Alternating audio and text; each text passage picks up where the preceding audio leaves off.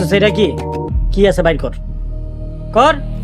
ভাই বিশ্বাস করেন আমার কাছে একটা বাটন ফোন ছাড়া আর কিছু নাই। সুপ্রিয় দর্শক, আজকের পর্বটা কিন্তু একদমই মিস করবেন না, কারণ আজ এমন কিছু ঘটনা ঘটেছে যা দেখে মনে হচ্ছে গল্পের আসল রহস্য এখনই শুরু হতে যাচ্ছে। আর শেষের ঘটনাটা আপনাকে আগামী পর্বের জন্য অপেক্ষা করতেই বাধ্য করবে।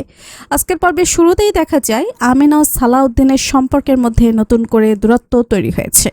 রাগ অভিমান আর ভুল বোঝাবুঝি এতটাই বেড়ে যায় যে আমেনা একাই রেস্টুরেন্ট থেকে বেরিয়ে যায়।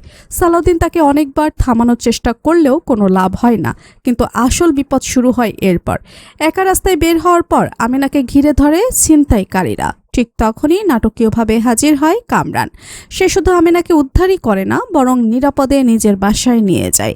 এখানেই দর্শকদের মনে নতুন প্রশ্ন তৈরি হয়, এটা কি শুধুই কাকতালীয়, নাকি কামরান আগে থেকে এই সব কিছুই জানতো?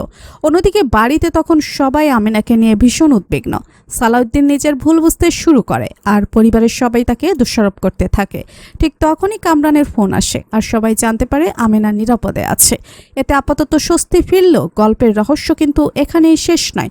এরপর আরেকটি গুরুত্বপূর্ণ দৃশ্যে দেখা যায় গ্রামের সবাই ঢাকায় যাওয়ার পরিকল্পনা করছে। জমি কেনা, নতুন জীবন শুরু করা, সবকিছু যেন নতুন অধ্যায়ের ইঙ্গিত দিচ্ছে। কিন্তু এই সিদ্ধান্ত কি সবার জন্য সুখ বয়ে আনবে, নাকি নতুন কোনো ষড়যন্ত্রের দরজা খুলে দেবে? সবচেয়ে অবাক করা মুহূর্ত আসে একেবারে শেষ দিকে। আমেনাকে নিয়ে নতুন সন্দেহ তৈরি হয়, আর কিছু চরিত্রের আচরণ দেখে মনে হচ্ছে তারা যা দেখাচ্ছে বাস্তবে তারা তা নয়। বিশেষ করে কামরানের উপস্থিতি এবং তার অদ্ভুত আচরণ ভবিষ্যতের বড় কোনো রহস্যের ইঙ্গিত দিচ্ছে। এখন প্রশ্ন হলো, কামরান কি সত্যিই আমেনার শুভাকাঙ্ক্ষী, নাকি তার পেছনে লুকিয়ে আছে অন্য কোনো উদ্দেশ্য?